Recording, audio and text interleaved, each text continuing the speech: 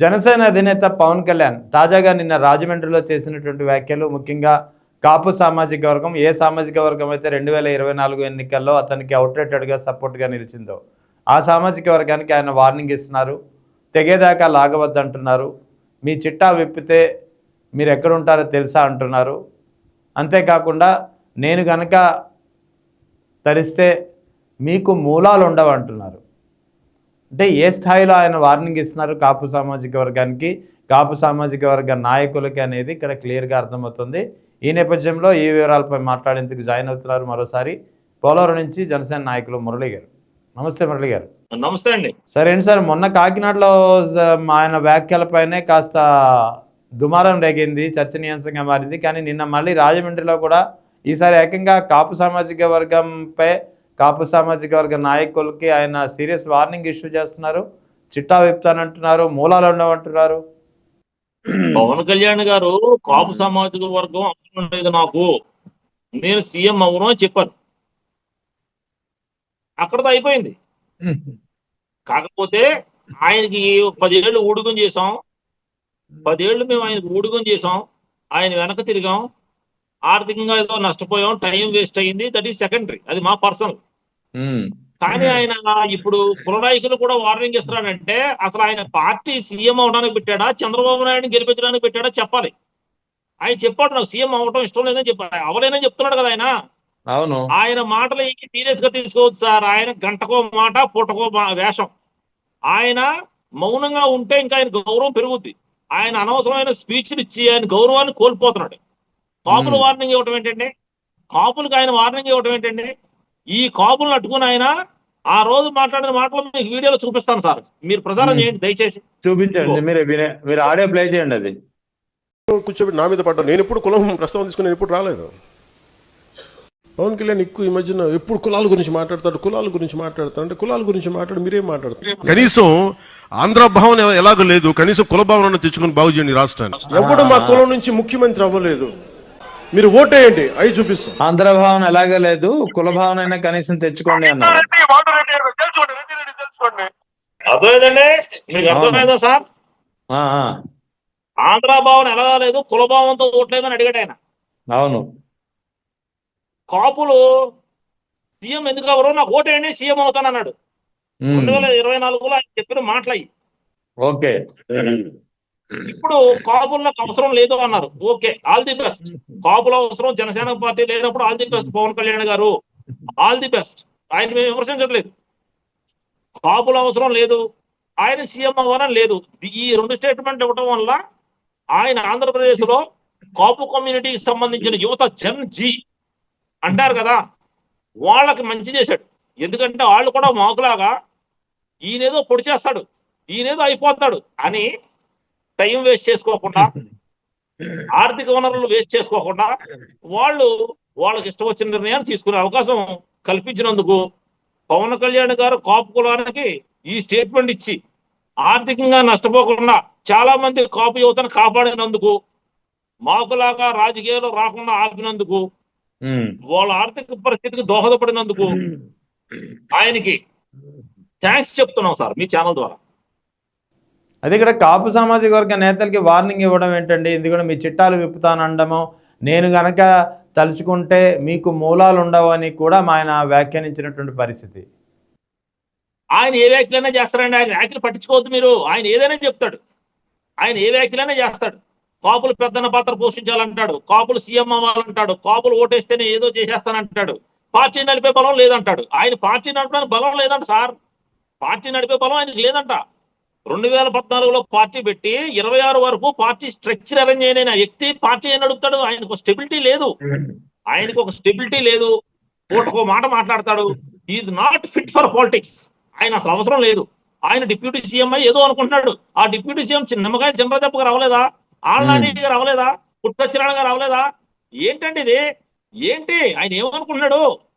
కాపులు వార్నింగ్ ఇస్తున్నాడు. ఆయన ఎవరికి ఇస్తున్నాడు వార్నింగ్? ఈ కుణుదల కుటుంబమే కాపుల పేరు చెప్పి బాగుపడింది. వాళ్ళ అన్నయ్య పార్టీ పెట్టాడు, ఎత్తేసాడు, కాంగ్రెస్ లో కలిపేసి మినిస్టర్ అయిపోయాడు. తమ్ముడు పార్టీ పెట్టాడు, కాపుల ఓట్లు వేయించుకుని బతిలాడి 24లో ఇప్పుడు డిప్యూటీ సీఎం అయ్యాడు. వాళ్ళ అన్నయ్యకి ఎమ్మెల్సీ ఇప్పించుకున్నాడు. కాపులకు ఏం చేశాడు? కాపు కార్పొరేషన్ నిధులు ఉన్నాయా పవన్ కళ్యాణ్ గారు? కాపు కార్పొరేషన్ తమరు నిధులు తేగలిగారా? కాపు మహిళలకి కాపు నేస్తం ఇప్పించుకోగలిగారా? మీరు చంద్రబాబు నాయుడు నేస్తం కదా, కాపు నేస్తం ఎందుకు రావట్లేదు సార్? చెప్పండి. కాపు విదేశీ విద్య ఏమైంది సార్? చెప్పండి. ఆయన దేనికి సమాధానం చెప్పడం. ఆయన చెప్పేది అంతా కూడా సబ్జెక్ట్ అవే ఫ్రమ్ సబ్జెక్ట్. ఆయన సబ్జెక్ట్ మాట్లాడడం కాపులను రెచ్చగొట్టదని చూస్తాడు. ఇప్పుడు కాపులుగా ఆయన కంట్రోల్ లేరు, అందుకు ఫ్రస్ట్రేషన్ లో మాట్లాడుతున్నాడు. నాయకులు ఏదో చేస్తాడంట. ఏం చేస్తాడండి ఆయన? ఏం చేస్తాడు సార్? చంద్రబాబు నాయుడు గారు ఒంటెత్తు పోకడల వల్ల 2019లో అమరావతిలో ఓడిపోయింది టీడీపీ, తెరాల్లో ఓడిపోయింది టీడీపీ, మంగళగిరిలో ఓడిపోయింది టీడీపీ. అవునా కాదా? ఆయన క్యాస్ట్ చేయకపోవడం వల్లే 2019 ఆయన ఓడిపోయాడు. 2024లో జగన్మోహన్ రెడ్డి గారు తీసుకున్న కొన్ని నిర్ణయాల వల్ల రాయలసీమలో 54 సీట్లు వచ్చినాయి సార్. టీడీపీకి రాయలసీమలో వచ్చిన స్కోర్ 54. అవునా కాదండి? కనీవిని ఎరగని రీతిలో సీట్లు వచ్చినాయి. ఎందుకు వచ్చాయి సార్? ఆయన కులం చేయలేదు. రాజకీయాల్లో కులం అనేది ఇంత వైటల్ రోల్ ప్లే చేస్తున్న టైంలో పవన్ కళ్యాణ్ గారు వచ్చి నాకు కులం అక్కర్లేదు, నేను పెద్ద నాయకుడిని, జాతీయ నాయకుడిని ఫీల్ అవుతున్నాడు. ఓకే ఓకే, ఆయన కరెక్ట్ అయి ఉండొచ్చు, మా తప్పు అయి ఉండొచ్చు. కాబట్టి all the best Pawan Kalyan garu. మీరు ఎవరిని బెదిరించొద్దు సార్, ఎవరిని అనొద్దు సార్. మేము మిమ్మల్ని అసలు ఏమీ అంటలేదు సార్. మీరు ఈ పార్టీ పెట్టి కాపులందరినీ తీసుకెళ్లి చంద్రబాబు నాయుడు గారి కాళ్ళ దగ్గర పెట్టారు, తప్పులేదు. ఇంకో 15 ఏళ్ళు పెట్టాలని మీరు ప్రిపేర్ చేసుకున్నారు గ్రౌండ్, కానీ కుదరదు సార్. మీరు చంద్రబాబు నాయుడు మాట్లాడతామో మేము వినం, మాకు అవసరం లేదు.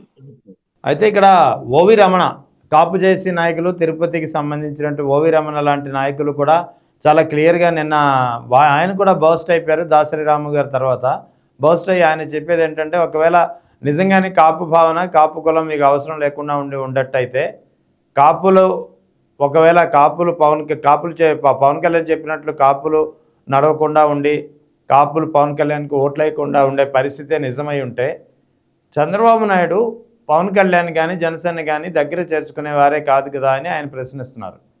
సార్, కాపులు పవన్ కళ్యాణ్ గారికి మద్దతు ఇవ్వబట్టే చంద్రబాబు నాయుడు ఆయన దగ్గర జారతీస్తున్నాడు, లేకపోతే జారతీస్తున్నాడు. చెప్పండి, అది నిజమే కదా? ఓవి రమణ గారు చెప్పింది 100కు 100 నిజం. ఆయన బలాన్ని కోల్పోతున్నాడు.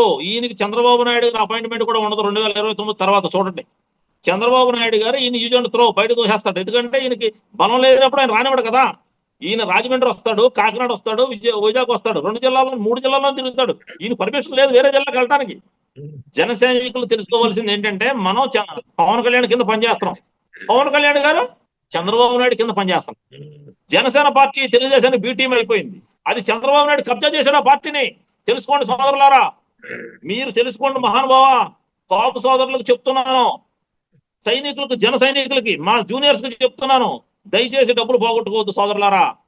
పవన్ కళ్యాణ్ నమ్మి కానీ మీరు కానీ దిగితే ఈ పని అగమ్య గోచరం.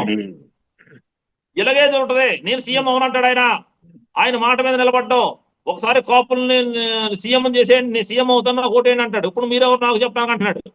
ఆయన పొద్దున్నే లెగిస్తే చంద్రబాబు నాయుడుకి 15 ఏళ్ళు సర్వీసులు ఎలా చేయాలి, చంద్రబాబు నాయుడు కుటుంబాన్ని ఎలా పైకి తీసుకురావాలి, లోకేష్ సీఎం ఎలా చేయాలి, లోకేష్ కొడుకుని సీఎం ఎలా చేయాలని ఆలోచిస్తాడు తప్ప ఆయన సీఎం అయ్యే సినిమా లేదు, పార్టీ నడిపే శక్తి లేదు. ఇప్పుడు చెప్పిన మాటలు తర్వాత ఉండవు. అంటే ఇక్కడ పవన్ కళ్యాణ్ తరచూ కాపు సామాజిక వర్గం నేతల్ని కానీ కాపు సామాజిక వర్గాన్ని కానీ ఎందుకు టార్గెట్ చేసి ఎందుకు పదే పదే వార్నింగ్ ఇస్తున్నారు, లేక చులకనగా మాట్లాడే ప్రయత్నం చేస్తున్నారని చెప్తే ఏమంటే ఏమంటారు? కాపు సామాజిక వర్గం వాళ్ళ ఆకాంక్ష సీఎం అవటం అండి. ఈయన వచ్చి నేను సీఎం అవుతాను, నాకు ఓటేమని అడిగాడు సార్. 2019లో ఒంటరిగా వెళ్ళాడు సార్. ఈయనకి అప్పుడు జగన్ గారి వేవ్ ఉంది, ఏమైనా చంద్రబాబు నాయుడు కొట్టాలి మనం, ఈ రాష్ట్రంలో చంద్రబాబు నాయుడు పాలన కుదరదు అని ప్రజలు డిసైడ్ అయ్యారు సార్. మేజర్ ఫ్యాక్టర్ కాపు సార్. ఈయన పోటీ చేశాడండి, ఏదో చెప్పాడు, తెలుగుదేశం కుంభస్థలం పగిలిపోవాలి, కొడితే తెలుగుదేశం మోకాళ్ళ మీద నుంచోవాలని అన్నాడు, ఇది అన్నాడు. ఈయనేమి నమ్మలేదు జనం, ఎందుకంటే వీళ్ళ అన్నయ్య ఫెయిల్యూర్ పాతించాడు ఈయనకి. వాస్తవం అది, ప్రజారాజ్యం ఫెయిల్యూర్ ఎఫెక్ట్ ఆయన మీద పడి ఆయన నమ్మలేదు. నమ్మక ఆయన ఓడిపోయాడు. 2024లో వచ్చాడు, వచ్చి ఏమన్నాడు, పెద్దన్న పాత్ర పోషించమన్నాడు. ఇప్పుడు నేను వీడియో చూపించాను కదా, కాపులందరూ ఓటేయండి సీఎంఐ చూపిస్తానన్నాడు, రకరకాలుగా మాట్లాడాడు. అప్పుడు కాపు కమ్యూనిటీ ఆకాంక్ష రగిలింది. మనోడు ఒకడు వచ్చాడు, మనం ఏమైనా చేయాలి, ఏమైనా సరే మనోడిని ఈసారి మనం నిలబెట్టాలి, మనోడు పార్టీని నిలబెట్టాలి, చంద్రబాబు నాయుడు గారు పవర్ షేరింగ్ ఇస్తాడు, మన ఆత్మగౌరవం తగ్గదంటున్నాడు అని మేము దిగితే డిప్యూటీ సీఎం అయ్యేసరికి చల్లబడిపోయాడు. వీళ్ళ అన్నయ్యకి ఎమ్మెల్సీ ఇచ్చారు, ఇంకా చలబడిపోయాడు. కాపు కార్పొరేషన్ నిధులు అంటే కొనుగోలు కార్పొరేషన్ ఇచ్చేసాం కదా పదం అంటున్నాడు. కాపు నేస్తం ఏదంటే చంద్రబాబు గారు నేస్తం అంటే మా ఓడికి కాపు నేస్తం అక్కర్లేదు అంటున్నాడు. ఎలాగంటే మేము ఏడ్చేది? కాపు మహిళలు గ్రామాల్లోకి వెళ్తే ఏమంటే కాపు నేస్తం రాకపోయినా మేము బాధపడతలేదు, ఆయన ఏదన్నా 2 సంవత్సరాల్లో సీఎం అవుతాడేమోనండి మురళీ గారు, వాయిస్ రైజ్ చేయండి అంటున్నారండి మా కాపు మహిళలు, మా సోదరిమణులు. ఆ విషయాన్ని తెలియదు. ఆయన అంటాడు కదా, కాపులు ఏమనుకున్నా నాకు సంబంధం లేదు, నేను నాదల మనోహర్ పెట్టుకుంటానని. పెట్టుకోమన్నాడు సార్, ఎవరు కదన్నారు? మనోహర్ గారిని మేము విమర్శించలేదే. మనోహర్ గారి నాన్నగారు పోతే చంద్రబాబు నాయుడు లోకేష్ వెళ్ళలేదు. మనోహర్ గారు నెంబర్ 2 ప్లేస్ లో పనిచేస్తున్నారు మా పార్టీలో. అటువంటి మనోహర్ సార్కి ఈ విధమైన ట్రీట్మెంట్ తెలుగుదేశం పార్టీ ఎలా చేస్తారు సార్ చెప్పండి? ఇది కరెక్టా? ఆయన ఏమన్నా సామాన్యమైన వ్యక్తి నాన్నగారు? Eminent personality in AP state, legendary leader ఆయన. ఏమండి, ఆయన మాజీ ముఖ్యమంత్రి. ఆయన చూడటానికి కూడా వెళ్ళలేదు సార్ చంద్రబాబు నాయుడు గారు. వాళ్ళ అబ్బాయి కానీ ఆయన కానీ వెళ్ళలేదు సార్. మేము వెళ్ళాం సార్, జన సైనికులు మేము వెళ్ళాం సార్. జన సైనికులు అందరూ వెళ్ళారు సార్. ఏపీ స్టేట్ లో జన సైనికులు అందరూ వెళ్ళారు సార్. ఇది తెలుగుదేశం పార్టీ ఒక జనసేన నాయకుడికి ఇచ్చే ట్రీట్మెంట్. మరి సామాన్య పరిస్థితి ఏంటి? అది మాట్లాడమన్నాడు పవన్ కళ్యాణ్, దమ్ముంటే అడగమన్నాడు, మాట్లాడమన్నాడు. దాని మీద ఒక్కడ మాట్లాడటం ఈ విధంగా మనోహర్ కూడా మాట్లాడరు. అది తెలుగుదేశం పవర్. తెలుగుదేశం పార్టీ జనసేనను మేనేజ్ చేస్తుందంటానికి కారణం ఇది. గ్రామాల్లో జన సైనికులు కొడుతున్నారు సార్, తెలుగుదేశం వాళ్ళు తన్ని తరుగుతున్నారు సార్, తెలుగుదేశం కేటర్ దాడులు చేస్తుంది సార్, ఇళ్లు కూల్చేస్తుంది సార్. ఇందులో అబద్ధాలు లేవు కదా సార్. మేము ఆవేదనతో చెప్తున్నాం. ఇంత జరుగుతున్నా పవన్ కళ్యాణ్ గారు కాపులు నాకు సంబంధం లేదు, కాపులతో నేను లేను, కాపు నాయకులు గుట్టుపుతాను, కాపు నాయకులు మూలాలన్నీ ఉండవంటే ఏం చేస్తాడండి ఆయన? ఏం చేస్తాడు? కాపులు కానీ వదిలేస్తే ఈ ఫిష్ అవుట్ ఆఫ్ వాటర్.